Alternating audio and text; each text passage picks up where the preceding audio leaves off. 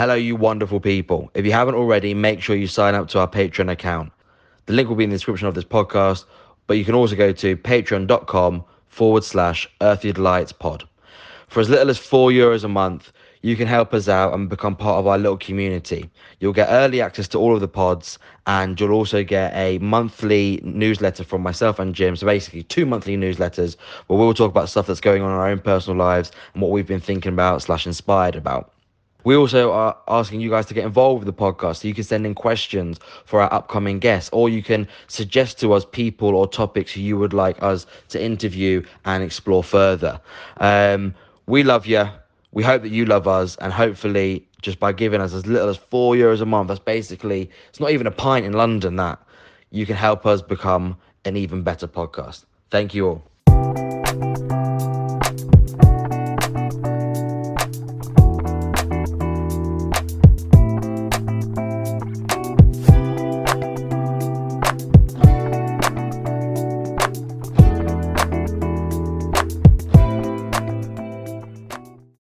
Hello, friends. Welcome back. This week, our guest is Dr. Jacqui Dillon, who is an activist, trainer, writer, and speaker specializing in hearing voices, dissociation, trauma, abuse, and recovery.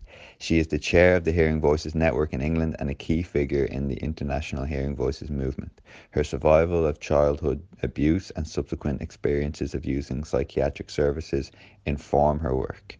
She is an outspoken advocate and campaigner for trauma-informed approaches to madness and distress. Jacqui is part of a collective voice demanding a radical shift in the way we understand and respond to experiences currently defined as psychiatric illnesses. In this episode, Jacqui talks about her experience with hearing voices, her relationship to the voices, and the power of community and support in aiding her healing and the healing of many across the world.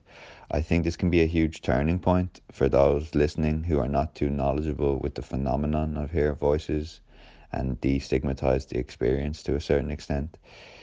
And I think you'll just gravitate towards Jacqui, who's a really inspiring human and a guest that I'd wanted on for quite a long time. Thanks to Jacqui for her courageous work, her time, for chatting with us, and to you for listening. Until next time.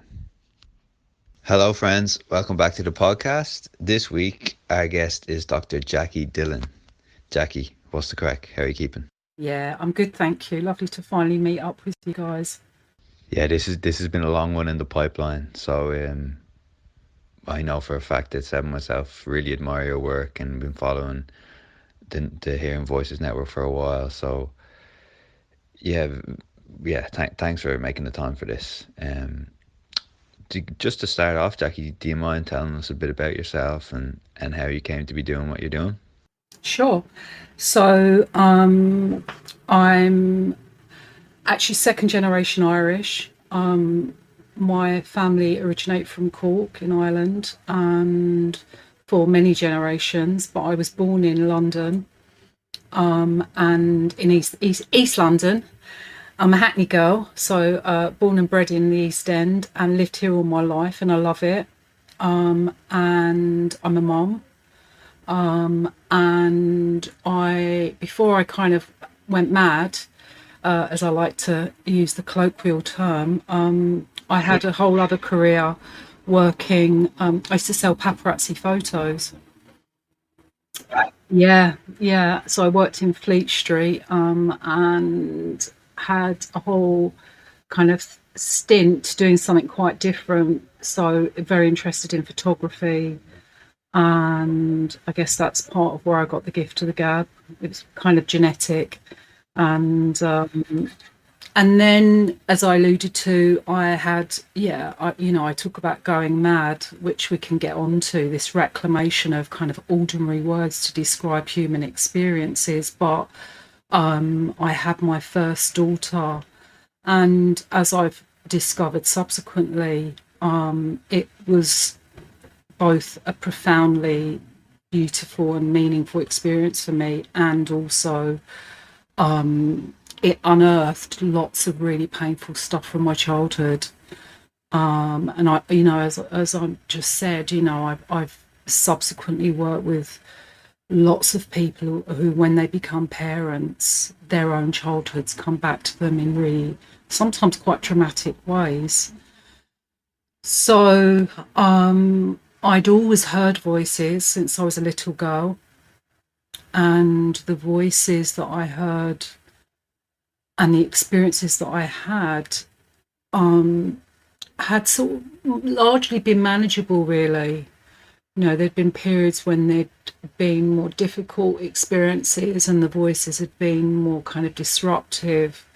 I remember sort of first talking about it when I was in primary school, when I was about, I don't know, 6 or 7, and saying to my friend, you know, like those voices you hear in your head. And she looked at me like, no, I don't know what you're talking about. So I just diverted the conversation, and, you know, I was very, in a way, I'd been brought up to be very vigilant about keeping things hidden and being aware of how I came across outside and wanting to kind of keep things under wraps. And that's how I'd lived my life up until that point. And then, yeah, when my daughter was born, the voices became really noisy, really scary, really disruptive, quite paranoid. And lots of things happened. You know, when I was taking my daughter out, I felt really frightened by people outside, that we were going to get attacked, and, you know, I began to feel really unsafe. And this basically culminated in me ending up in a psychiatric hospital in my early 20s, and it was devastating, and really, really frightening. It's like the last thing. Yeah, well, it's like the worst thing, really. You know, it's like the thing that none of us wants us to happen. To feel like you're actually losing your mind is a really, really frightening thing to happen to you. And to be separated from my partner and my daughter, and be in this, you know, the hospital that I ended up in was a former asylum. So it was a very antiquated building. And so prior to it being an asylum, it had actually been a workhouse, like an old Victorian workhouse. So it was really horrid, actually, and really dilapidated. And you know, unlike now, where, and I mean, you know, we could spend a long time talking about this system now, but at least in most settings, women get like their own space and men get their own space. But I was put in a mixed ward with a curtain around the bed. It was really old school, and lots of the patients had been there a really long time, were really disturbed and distressed, highly medicated, and yeah, I was pretty freaked out. Before we get started, I like to sometimes just kind of get the foundations underway for some people who maybe are listening, and just to get some general understanding. When you say that you hear voices, what does that sound like? So when you're saying, like, as a kid, you know, you said to your friend, "Oh yeah, you know those voices in your head." Does that, because, you know, for example, I'm reading a novel right now, A Little Life. It's quite a harrowing novel, actually, but by Hanya Yanagihara. I hope I have not butchered her name, because it deserves to be said out loud. But yeah, and in there, the protagonist, spoiler alerts, but he has like voice kind of like an angel and a demon type thing. But then the other side is, yeah, then the other side is, but then I'm sure a lot of people think, well, I hear a voice in terms of, like, we all, I assume, have some internal monologue that we have. And I wonder, you know, for people who maybe have that, is that what you're referring to, or is it more akin to the Little Life book in there, where the protagonist Jude has kind of these two voices, or maybe even more? How does it actually sound in your head? Well, it's a really good question, and Jude, the character in A Little Life, and for people listening, if you're interested in this sort of world, then it's a really wonderful book. Although, yeah, it's harrowing and it's a big fat book, so prepare to kind of dedicate quite a few hours to it. But it's beautiful, and I mean the character in that, Jude, has a very, very difficult life, and part of what the author is exploring is why he ends up with these two voices, the angel and the devil, which are kind of aspects of him as I would understand it. And so the way that I understand voice hearing, both in terms of what I've experienced and then my experiences working with lots of other voice hearers, is that voice hearing is on a continuum. You know, and we always, you say, have an internal voice. But, you know, I'm sure, and I'm not prying, but I'm sure you've both been at times in your life where you've had some kind of conflict and you feel like there's an argument going on in your head. Yeah. And I think they're quite common experiences that people have. And I think what can happen is that those voices can sort of take on a life of their own and can become more noisy, more separate. There can become more of them. And you can experience them as being, and it is about how you experience them, as being quite separate to you. And what can happen is the voices then start talking to you like they're separate to you too.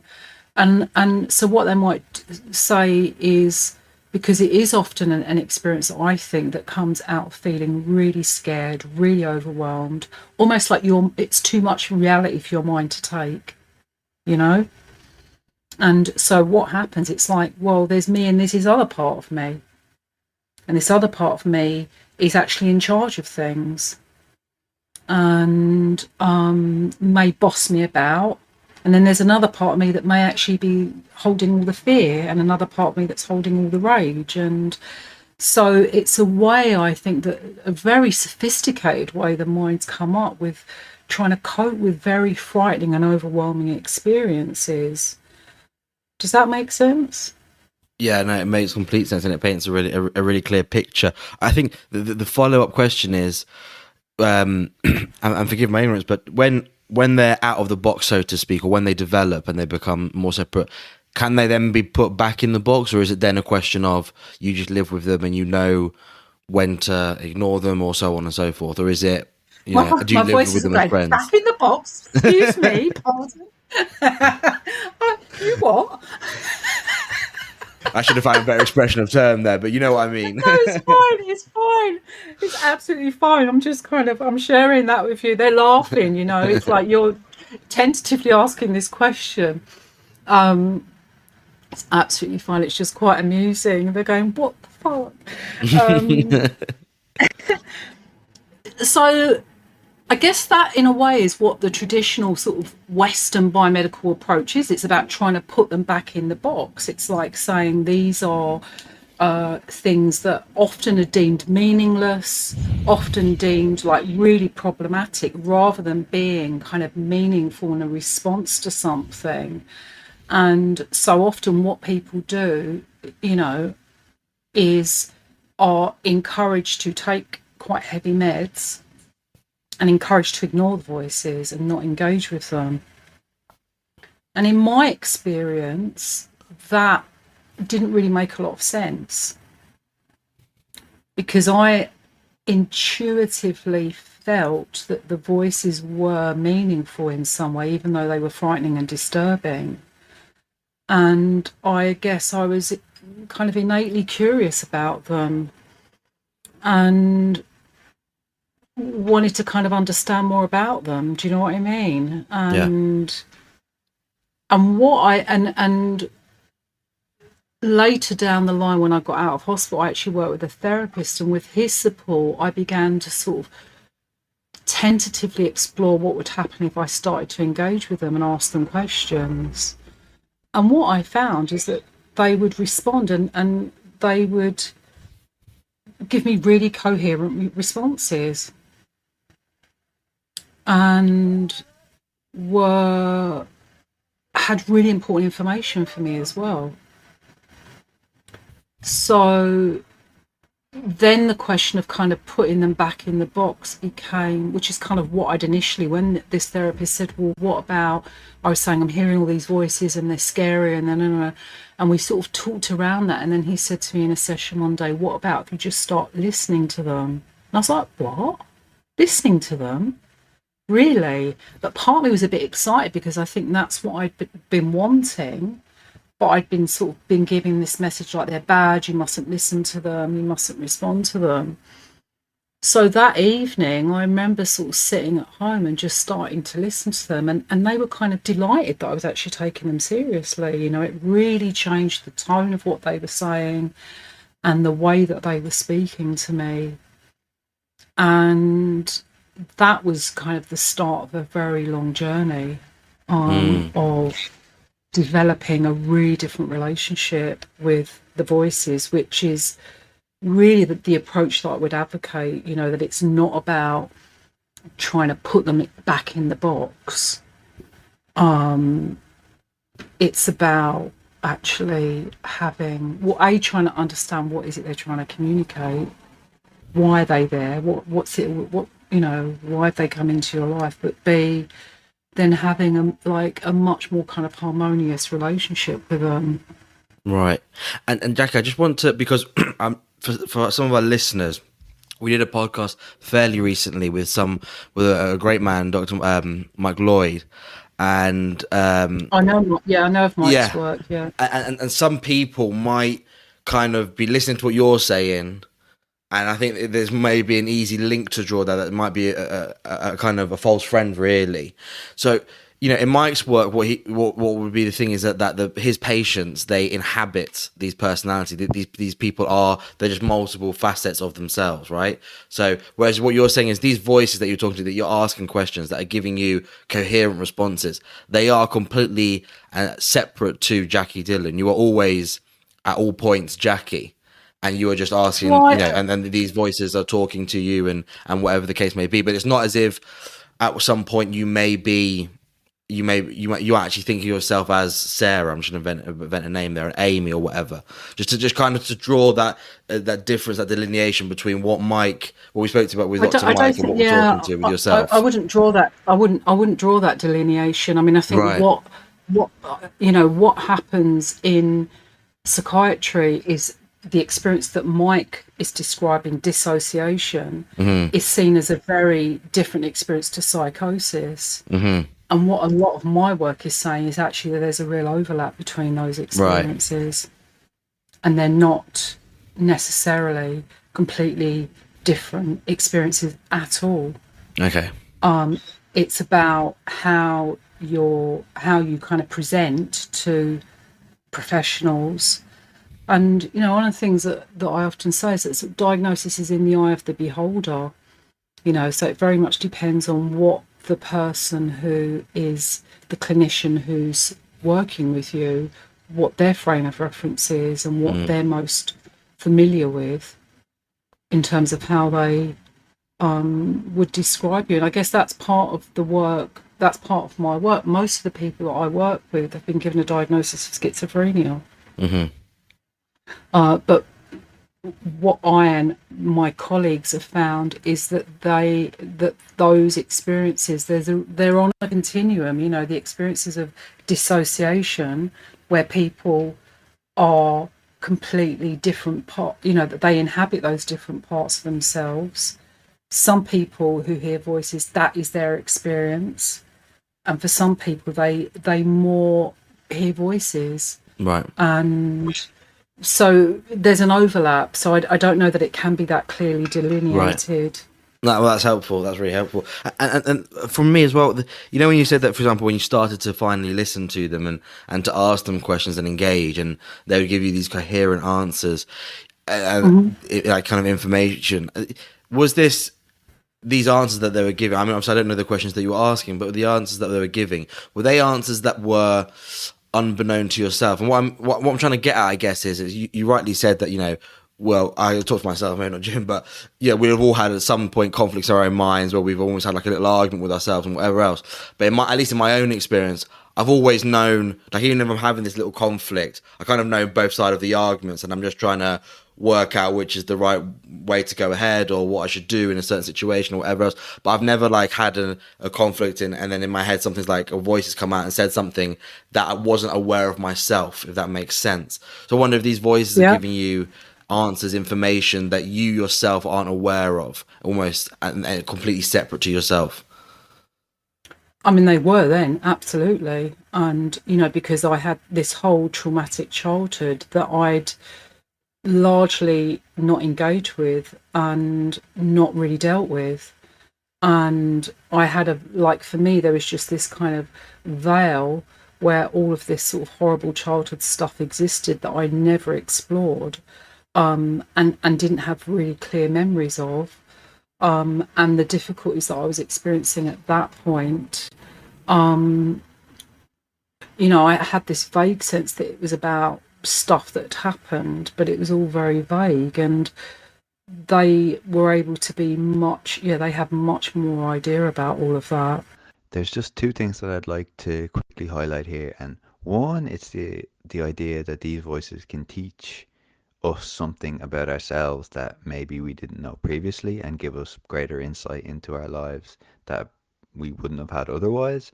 And two, the idea that actually me hearing voices is a natural response to a particularly unnatural circumstance. Because, very often we think, oh, someone who hears voices, that's very unnatural, unhealthy, something really crazy is happening to them. But actually, what if it's just a natural response of the body, of the brain, to an incredibly unhealthy and unnatural environment? Absolutely. I mean, I think voices can make you feel crazy, but often, as I say, maddening things happened to me, but actually my response was really sane. And I think, we've been talking for a little while. Hopefully you have a sense that I'm a kind of sane and rational person. And, that even at times when I've been deeply distressed, when people know me and know what's happened to me, I make sense, and that's been my experience in working with people, even people that are saying things and behaving in ways that seem really irrational and crazy and disturbing. When you actually get to know somebody and you know their story, it's always about context, and people always make sense. I mean, I think one of the things that happens is that when bad things happen when you're very little, sometimes your ways of communicating that are kind of more symbolic or metaphorical. So in the same way that like the language of dreams is often symbolic or metaphorical, and if you've had a significant dream, you kind of wake up and think, why did that man say that to me, and why was I in that place, and why was I swimming? And like you kind of are struck by all of these kind of powerful images and experiences that you have in a dream. And some people say that so-called psychosis is a bit like being awake in a dream, that you have these really powerful experiences that are communicated in this quite metaphorical or symbolic way.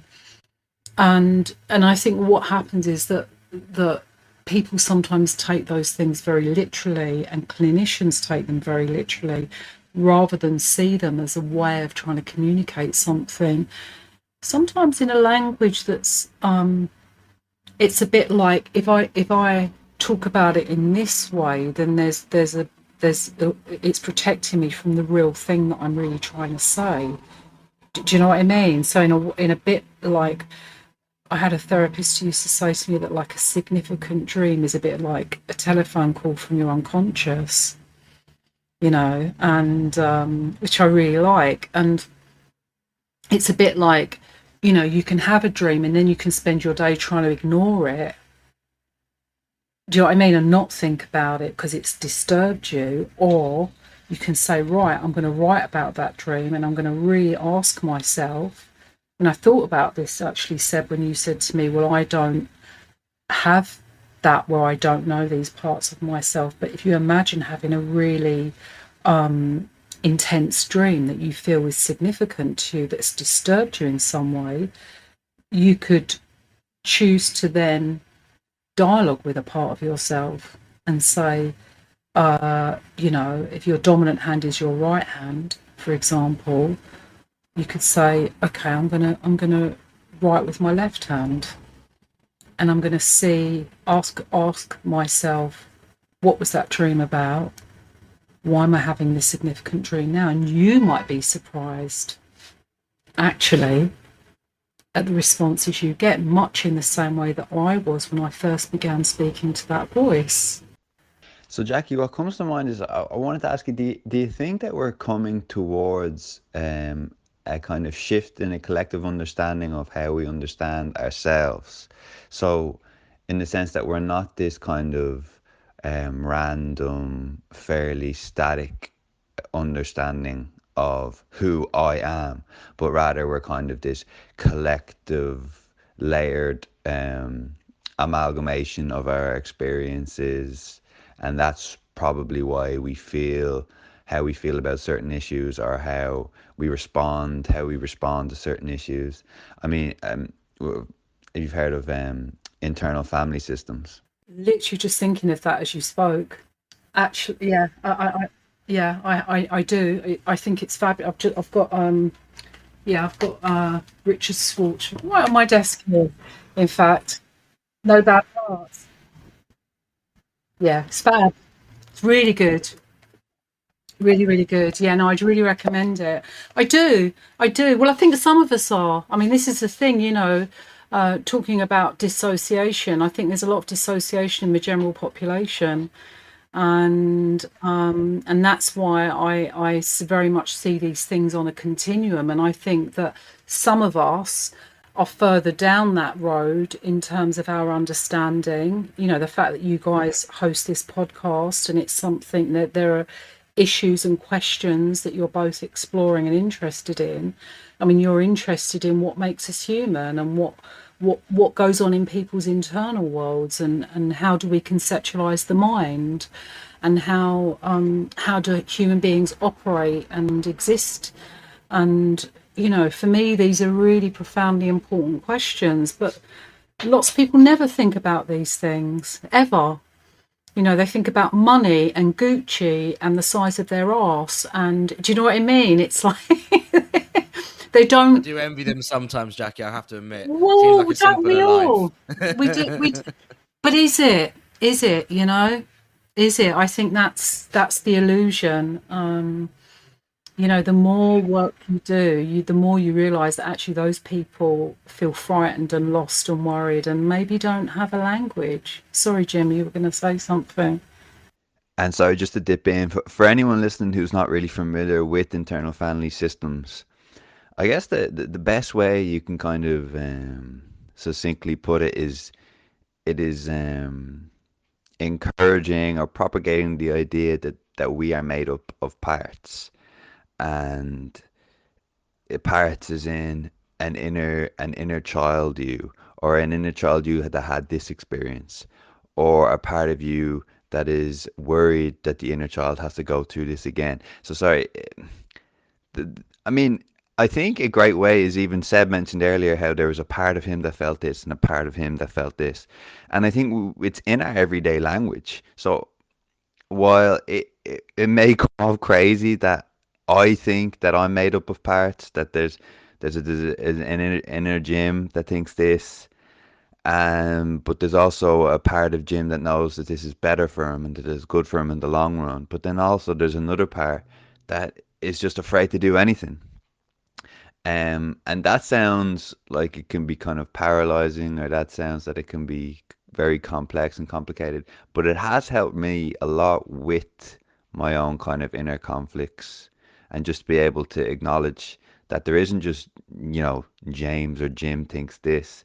There's actually, oh no, there's different parts of me, and I kind of have to weigh them up and acknowledge them, and then try and come to a decision. And yeah, I do think that even just acknowledging that in itself, that often we do have a little bit of differing opinions, and there is that dynamic within us, can really kind of help us on a day to day, but also with big decisions in our lives. And yeah, I think that in itself is quite healing.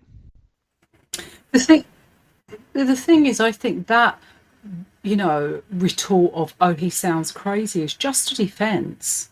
It's just a defense, because there's another part of that person that thinks that sounds familiar, and it sounds really scary and territory that I don't want to go into. So I'm going to call him crazy and weird and freakish and, other names to humiliate him and make him feel small, because that's the feelings it evokes in me. Do you know what I mean? It's like, that's a defense that people have.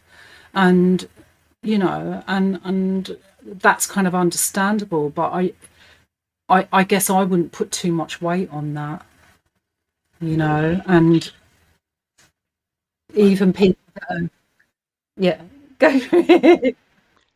Just sorry, just before Seb pops in, I just wanted to recount this quote with you, Jackie. At the start of last year, I had the pleasure of interviewing Dr. Ian Hickey, and I referenced a quote to him, which went somewhere along the lines of, "Those who get ill are canaries in the coal mine. They are showing us that society is sick. Their healing is our healing." And I guess I wanted to know if you feel that this is applicable to a lot of people um, diagnosed with psychosis and the people that you've met in the Hearing Voices network. Well, because these are things are human. That, they're part of being human. And it's like, I thought that when Seb was saying, well, I don't, that's not my experience. And in a lot of my teaching, I'll sort of say, but under the right or wrong circumstances, any of us could have these experiences. If something really awful happened and you felt really isolated and you were unable to sleep and you were in a real conflict and you felt terrible, and then another really bad thing happened, it's like there's only so much any of our minds can take, and so it is a part of being human. And I think that sort of societal thing of that's hearing voices is means you're crazy and all of that it's speaking of the fear. It's fear, and I understand that fear. But I think once you get past that, there's a kind of curiosity. And for me, there's a question, like with any of these experiences, like, where is that in me? Is that something I can ever identify with? And what in me enables me to relate to that in somebody else? Because these are all on the spectrum of being human. I mean, even sort of awful, bad things, people doing bad things. It's like, if we just see these people as kind of monsters, in a way, it demonstrates our lack of imagination, I think. Which doesn't mean that people doing monstrous things don't disturb and frighten us and repulse us and all of that, but to not see that this is actually what some human beings are capable of. Yeah, for me, it demonstrates a lack of kind of imagination. But going back to the question about, are we on the cusp of understanding human experience in a different way? This sort of internal family systems and talking about dissociation. I mean, something I've been saying for a while is, maybe one way of thinking about it is that these are all altered states of consciousness, and that's another way of thinking about it. I'm really glad you brought that up, because as if you read my mind, it was going to basically be my next question. But, oh wow! Well, no, don't start appealing to my grandiosity, please.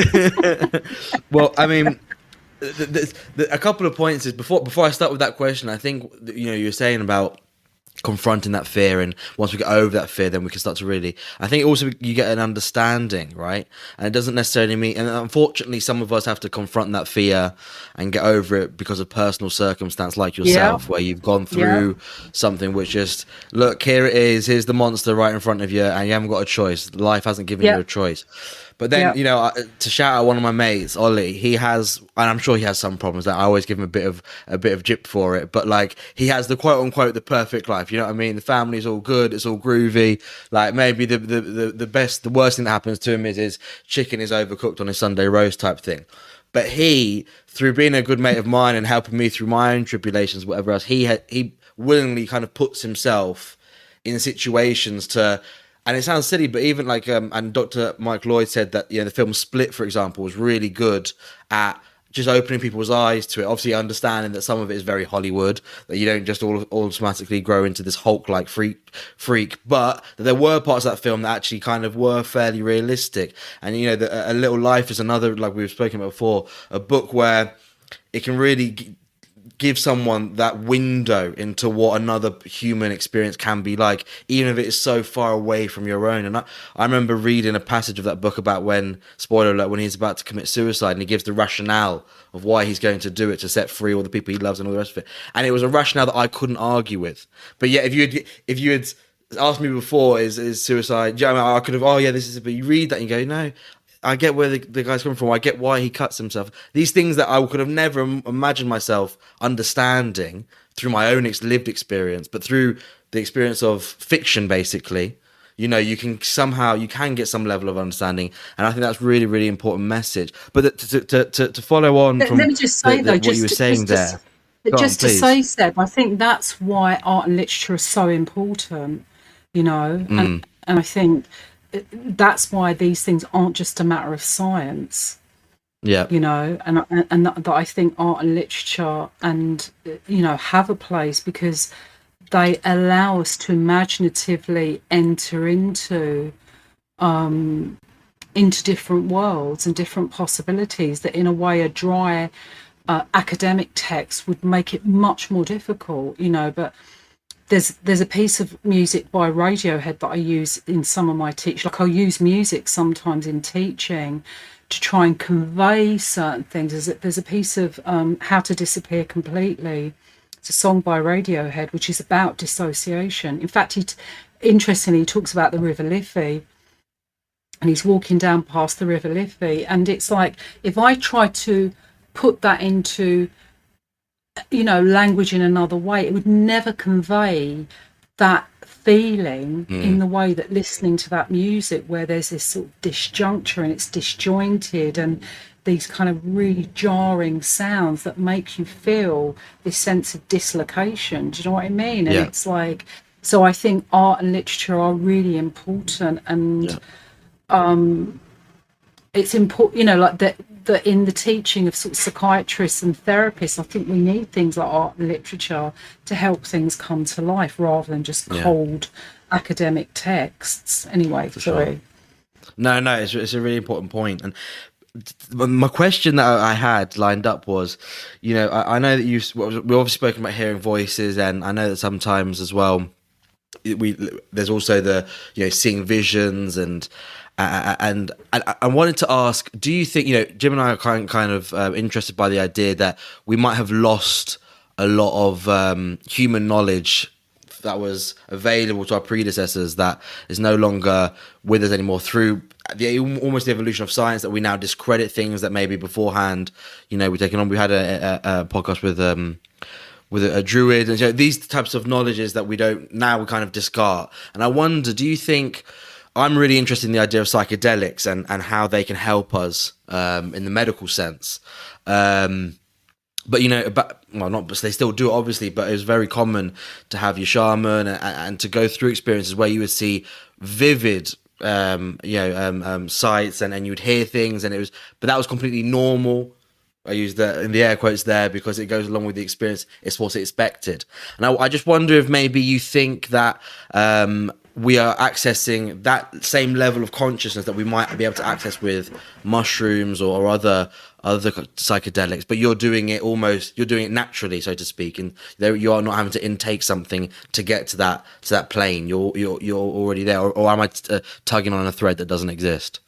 No, I don't think you are. I mean, there's a whole kind of school of transpersonal psychology and psychotherapy which is interested in this stuff, you know, and Jung, of course, was very interested in this area of sort of, and he was a visionary, and so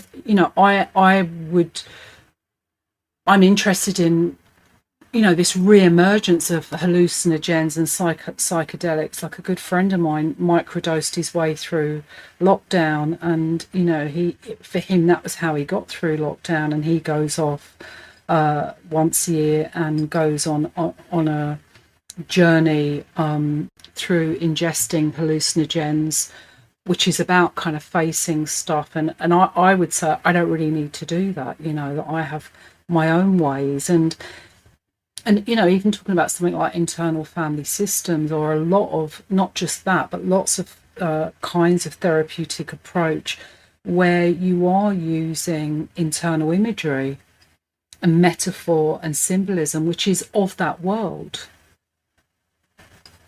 We were talking about a dream world, and it's the same world, where things are redolent with imagery, and things can have multiple meanings. And the thing about sort of Western science is that if it can't be seen and recorded and all of that, then it doesn't exist. And for me, that just feels very, very reductive. And talking about sort of voice hearing, a lot of these experiences, what that means is it becomes very mechanistic, and it's very much about sort of brain biology or chemistry, which again feels very reductive, and like it's missing the point of, it's like, well, there's probably a chemical for love, or it's a brain state. But to just reduce religious experience or love to a brain state or a biochemical change, for me feels hugely reductive. And it feels like that's the same as these other states of being, that are deemed meaningless. And I think with a different lens, then yes, they might be scary, but lots of initiatory experience is scary, potentially. But it doesn't mean it's not significant and profoundly meaningful and potentially really life-changing. Do you know what I mean? Yeah, I remember when I was doing research for this podcast, I came across this, and I'm sure you're familiar with it, this like pretty extensive piece of research that compared people with the same symptoms, and I believe hearing voices was one of the symptoms. The people with the same symptoms in a country in Africa, in a particular region in India, and a particular region in North America. And both the people with the symptoms in India and in Africa were much more likely to, I think the phrase that they used was flourish in the community compared to North America. And I don't know if I think towards the end of the research, it's kind of suggesting that in India, or in parts of India and in parts of Africa, there is a kind of acceptance that here is this person having a unique experience, and we accept that person for having this a unique experience, and maybe they can provide something as a result, provide something special to the community as a result of these experiences, rather than in the West where we kind of say, oh, that's not normal, and you said you heard that, but you probably didn't, and you said you saw this, but you probably didn't. Because I was even thinking this morning, if I say, oh yeah, I heard something today, and four people that I know said, oh no, that didn't happen, James. No, there's no way that happened. It's very easy to see how so many people with such symptoms are kind of deteriorating as a result, because they're just being told that their experience just didn't happen. Well, it's crazy making, surely, isn't it? I mean, it's crazy making if you're having this really intense, for you, really profound and meaningful experience, even if it is disturbing and scary. I mean, what you need is somebody going, really? What happened? Tell me more. And also, like, what does that make you think about, and what do you connect to? What's the personal meaning for you, and is there a collective and cultural meaning? And like, let's think about that together, rather than that didn't happen, don't talk about it. I mean, that is stigmatizing. There's your stigma. These experiences are not innately stigmatizing. They're human. They're part of being human, that some of us, because of the extreme things that have happened to us, experience. But you could have a completely different attitude and stance. I mean, the talking about, I'm not sure if you're talking about the same piece of research, but in terms of hearing voices, a group of anthropologists did some research where they compared the voice hearing experiences of people in Ghana, India, and North America. And what they found is that, and this for me was really, really fascinating. So, in terms of the kind of subjective phenomenological experience, the voice hearers in Ghana, India, and North America all had very similar experiences. They all heard the same number of kinds of voices, male, female voices, children, adults' voices. So, in terms of that stuff, it was quite similar. And all of them said that the voices were noisy and sometimes argumentative and all of this stuff. The thing that was distinctly different is that the people in Ghana and India all had positive relationships with those experiences. And the people in North America, none of them, not one, had a positive relationship with those experiences. Now, my take on that is, well, isn't it fascinating that in these very different parts of the world, because Ghana and India are very different places to live to each other, and then there's North America, but that there was a real there were real parallels for all of those people in all those different settings in terms of the voice hearing experience. That's interesting to me. The other thing that's really striking is that there seems to be a huge relationship between the cultural context and what the culture's saying you're allowed to experience or what you're not allowed to experience.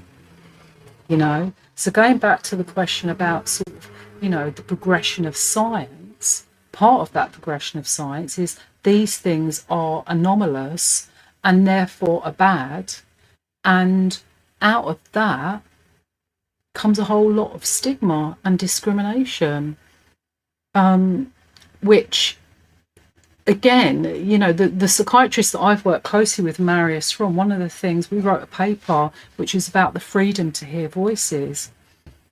And one of the things that Marius would argue is that it's not voice hearing that's problematic, it's society's attitude to voice hearing that's problematic, and that he would say that we would say that people should be free to hear voices, and that it's not voice hearers that need to change, it's society that needs to change.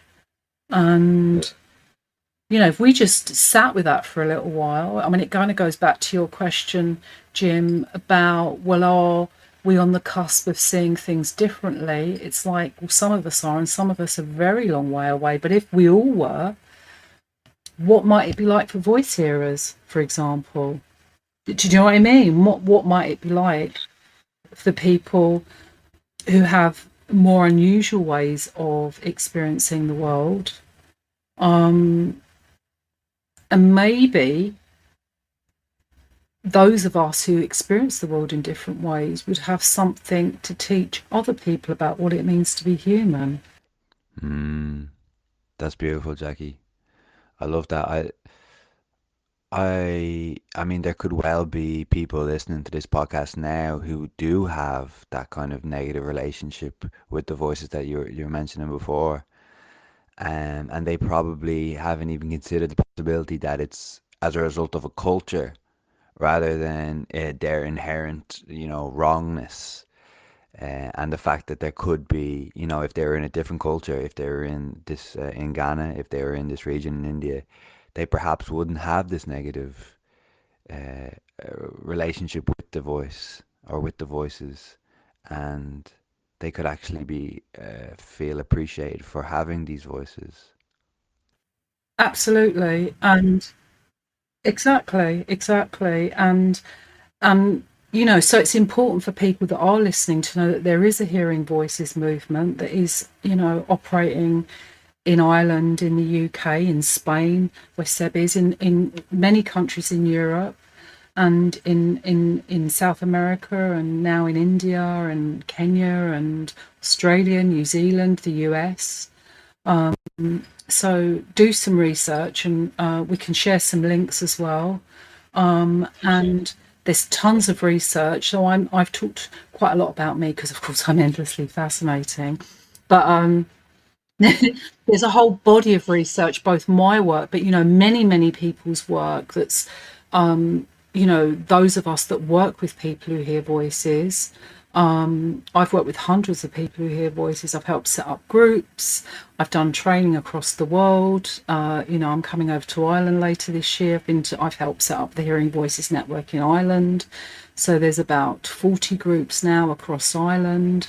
We've got about 170 groups in England. We've set up a network in the US now. So there's, groups spread across the US. So and essentially that is about trying to create communities, safe places where people can get together and share these experiences, and where they don't have to deny their own realities, and nobody in that space will deny their reality, where they're also able to start sort of exploring, well, what do these voices mean to me, and experiment with trying out different ways of relating with those voices as well, so that the voices can become more helpful to them in their lives. Because I think that was the original intent of the voices, to be helpful, to help people to survive awful things. I would love for this to be a key takeaway from the podcast for listeners. The idea that, like as you said, Jacqui, that the voices in your experience kind of became louder and more frequent until you started to fully hold them, right? Fully accept them, fully listen to them. And I would love for listeners to consider that also, the fact that, or the possibility that the voices can be helpful to them. The voices can aid their day-to-day life, and they don't have to be viewed as such an overarching hindrance. Now I know, um, like you mentioned, you would probably need the assistance of someone who is going through a similar experience, or a professional in this regard. Um, but just that kind of possibility is kind of like feels like feels very hopeful. Feels very hopeful. Absolutely. I mean, there's a book that I worked on with Marius Rom, the psychiatrist that I mentioned earlier, and a couple of other people, called Living with Voices. And one of the things we did is we collected 50 stories of people who'd used this kind of way of being with their voices. And, rather than just taking medication to suppress them and ignoring the voices, actually choosing to engage directly with the voices in the way that you just described. And one of the things that seemed to be key was a supportive relationship, or relationships where the person was able to kind of talk through the voices with somebody who was open-minded and curious and interested and not freaked out. And that seemed to be pivotal, really, in enabling the person to start to develop a different relationship with the voices, and to begin to, sometimes it's about setting boundaries with the voices, but also to start talking more calmly, more respectfully to the voices, in a way kind of like you would in any other relationship. It's like we develop a kind of dysfunctional relationship, so it's a bit like, well, if I want a better relationship, I should stop telling you to shut up then. I need to sort of say, and that was part of my journey, actually saying to my voices, I'm sorry that I was so rejecting. I'm sorry I was so hostile to you. And they were like, it's okay, we understand you were scared, which I found really moving and really touching. And then they could say, sorry that we threatened you, but we were frustrated with you and you weren't listening. And, so I sometimes describe it as like a process of truth and reconciliation, an internal process of truth and reconciliation. And so now my voice is funny. They really make me laugh. They're really irreverent, and cheeky, and they're comforting. They're loving. They're really compassionate. They're wise, and I feel really grateful to them. And I feel like, rather than this being like this kind of horrible thing I've got to live with, it's like a gift that I've got, actually. And it's a gift that lots of people do have, and I would love for people, either themselves or people they love, to sort of just start exploring a different way of relating to these experiences. That would give me a lot of pleasure to know that people might try that and do that for themselves, because it's heartbreaking, really, to think that some people have lived a life having this horrific kind of battle with themselves and their voices. What a way to be. It's kind of heartbreaking. It's not inevitable. That's really a powerful image. Like you asking your friend why is your friend unhappy with you, and to take the step back and go, well, it's probably or potentially because I've been ignoring them for 20 years, or I've been telling them to shut up for 20 years. And if you work from that basis, then it makes it a lot easier to start thinking about, well, how might I start to try and build up a different relationship? And also, if you've been alienated from each other for 20 years, it's going to take time, and you need to go slowly and gently. There's no rush. So, take it really tentatively and slowly. But also, there are resources out there, because I think hearing other people's stories can be really encouraging and give you confidence. Thanks for that, Jackie. I wanted to ask you about titles. You mentioned roughly about 20 minutes ago in the interview, I think you said so-called psychosis.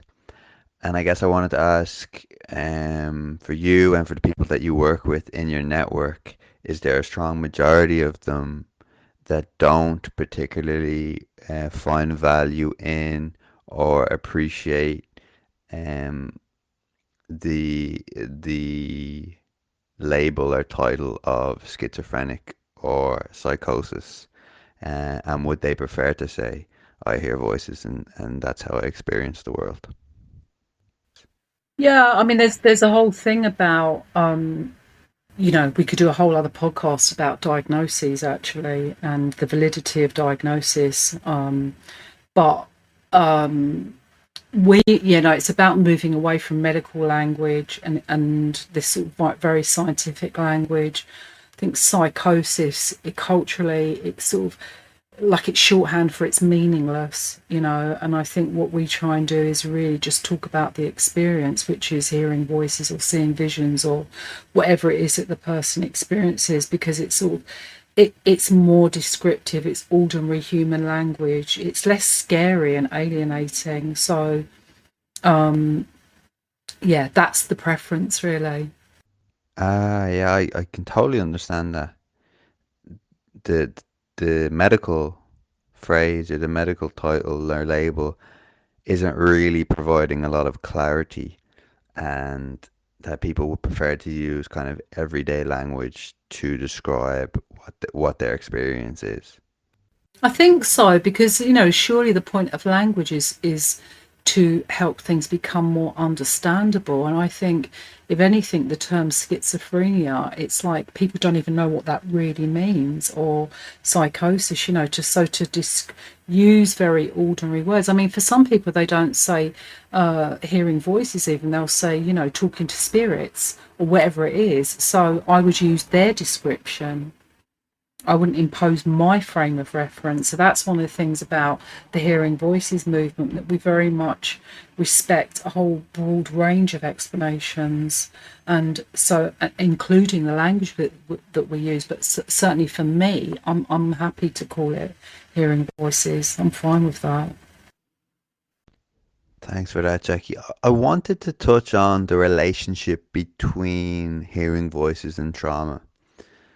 And in your experience and all the people you've worked with, I wanted to know if a large percentage of the people who do hear voices that you've come across, do they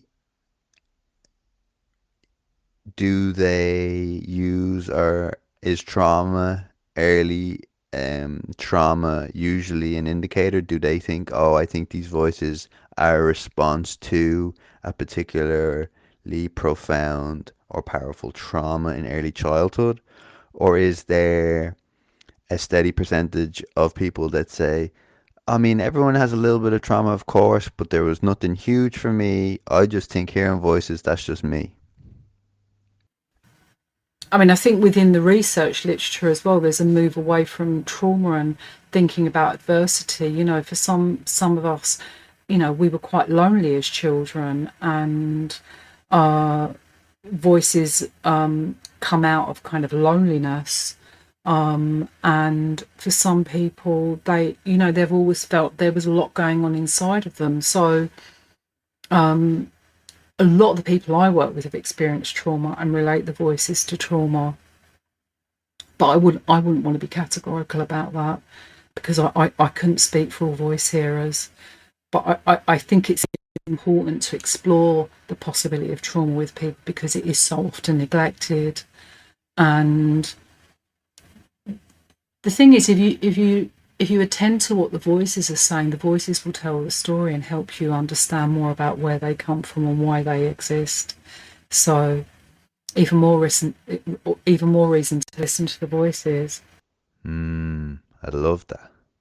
And before we finish, Jackie, can I ask about your time with the Hearing Voices Network? And obviously you've been involved in this area for quite some time, and I guess I wanted to know if you feel like there's progress across society. Are we are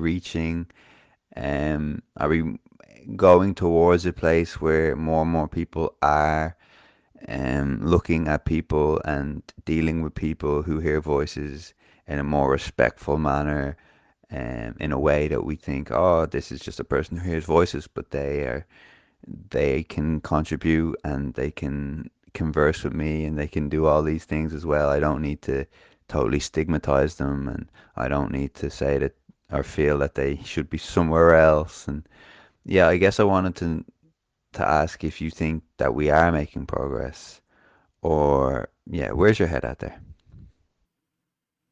Depends what day you ask me, really.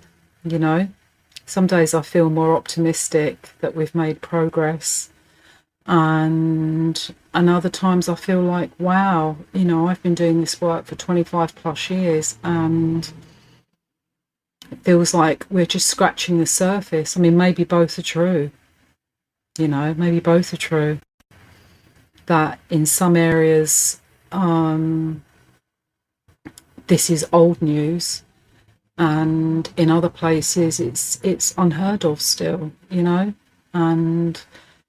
even within one location, like in London, that can be true, that in certain parts, in certain certain mental health workers or certain individuals may be really familiar with these ideas, and for other people that it kind of blow their minds. So I mean, I think, going back to the sort of question about trauma as well, that there's still huge amounts of trauma in the world. And and in a way, there's, without kind of suddenly getting massively political about this at the end of the coming towards the end of the podcast, but there's a kind of vested interest in sort of relying on medication, say, and so that stuff gets heavily promoted as being the answer. And some interesting stuff going on, looking at sort of TikTok and social media and how that is really promoting the idea about sort of being mentally ill. And for a certain sector of young people, there's kind of like, that's something that's really sought after, and that concerns me, and it's like it's kind of distressing in some way, and an expression of sort of a yearning for identity and belonging, I guess. So I think it's going to become in a way more complicated, and we're going to have to, what it means to be human in a way is becoming more complicated, isn't it? Where we're being bombarded with all this stuff and coming out of, an international pandemic. And, I imagine that lots of people began to hear voices as a consequence of being in their houses on their own for long periods of time, feeling really frightened. For some people it was lots of people it was incredibly isolating. So, I think we're making progress, and we've still got a long way to go, actually. That's the truth. But, these kinds of conversations are really, really important. And, I mean, the fact that we're having this conversation is something, isn't it? Yeah. Yeah, and I feel a lot of the people we talk to, a lot of the guests we talk to, the Mike Loys and the people that we've referenced before, Isolt, Tom Lee, and they would say very similar to you. On the one hand, it feels like they're just scratching on the surface. On the other hand, it feels like they've helped make huge bounds in what is the understanding of the human experience. And I think, and like you said, I think both are true.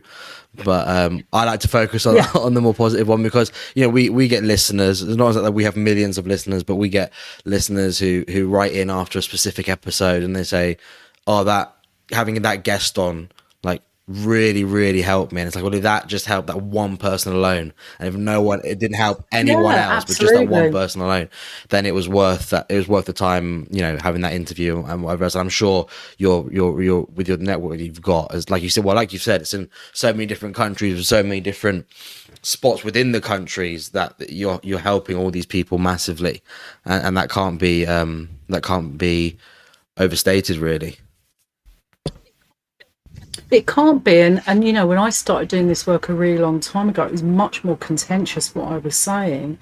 And sometimes I would go to speak to large audiences with, in my mind, there may only be one person here that can hear what I've got to say, but I'm going to say it anyway, and I think, having quite a humble intentions is the way to go, actually. And because at the end of the day, as you say, if this reaches an individual that it has a big effect on, that would be great, wouldn't it? Yeah. Boy, I'm gonna leave the worst question till last. I feel like this is very horrible of me, but talking about, we've spoken about how the arts and literature can really help, and I think it's a point that we've stumbled on, because I didn't have it planned to bring it up or anything like that. But I do think it's so important, because it can often give us, that person who's listening to the song or watching the film or reading the book, a language and a chance to feel like they're being seen or represented, and that they're not crazy, right?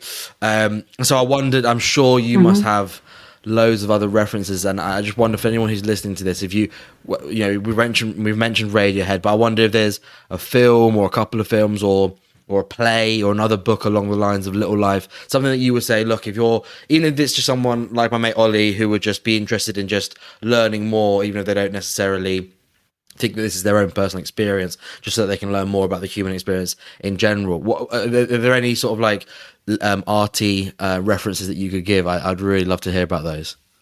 Well, something that comes to mind is a novel that a friend of mine wrote. Actually, I mean, he became a friend through the writing of this novel. His name's Jasper Gibson, and the book is called The Octopus Man. And it's really, really wonderful book. So Jasper contacted me quite a few years ago now, and he was doing research for this novel that was based on the experiences of his cousin Ed.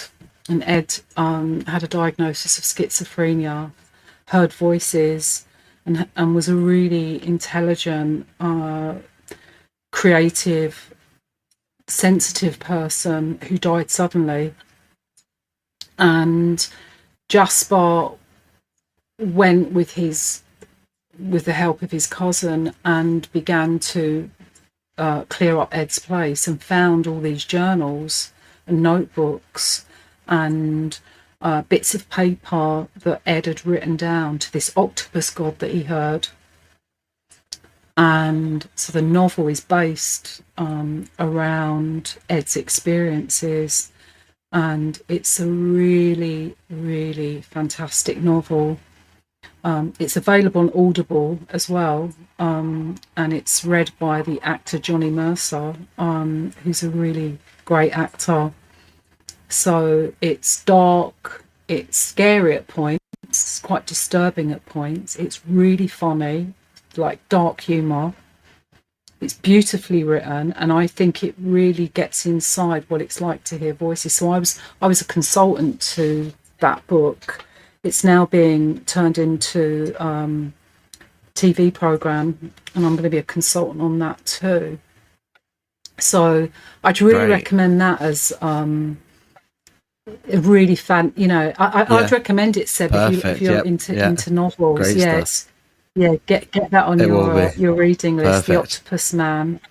Yeah, it's just come out in paperback actually. So yeah, check that out. We'll put the link on in the description below. And like we've mentioned, A Little Life. I think I'm just coming to the end of it. Like you said, it is a slog. So I think I might stay. I'm like got the last 100 pages to go, but I feel like I just need to get it done with. So I think I might be staying up to about 2 a.m. tonight just to finish that one off and be able to close it. Yeah, but yeah, that's another one that I would highly recommend to anyone who kind of is just interested in learning a bit more. That's, it's wonderful. But yeah, I remember we went to Waterstones because we picked up the second book of the author, and we hadn't read the first one. Have you read the first one yet? We were like, no. She said, oh no, you have to read that one, but you know you'll need a therapist. And I was like, Jesus Christ! I mean, like I know I've got a mental health podcast, so maybe I'm the perfect audience, but I was like, I'm not sure that's the sales technique. And then reading it through, I was like, yeah, I understand why she said that. It's fair enough. It feels appropriate. Yeah, quite harrowing. Yeah, no, The Octopus Man is different. It's perfect. Very, well, very no, I'll different. definitely add that to the list. And thank you so much, Jacqui. It's really, I loved it. Sorry, Jim. Just two more. One, Jacqui, is there's something that you would like to say that we haven't really covered in this podcast that you think someone listening would like to hear, whether they are hearing voices themselves and feel a bit stigmatized or neglected by a medical model or medical system, or is it if it's somebody who's listening who has a loved one?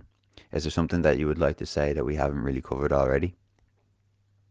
I mean, just to say they're not alone. You know, there are many of us that have gone down that road and felt really unseen and unheard and despairing, and that wasn't the way for us. And there is the Hearing Voices movement, and as I said, there are groups, you know, in different parts of the world now. There's stuff online. So to know you're not alone, to not give up hope, to know that the voices are there for a reason, that it is possible to live with these experiences. You know, I've heard voices for most of my life, and I still hear voices, as I've said, and you know, I've got a good job, got a nice home, I've got a decent life, and it is possible to have a good life and to hear voices. So to not feel that that's not possible, you know, it is possible. It is possible to hear voices and have a good life. That's beautiful, Jacqui. Thank you.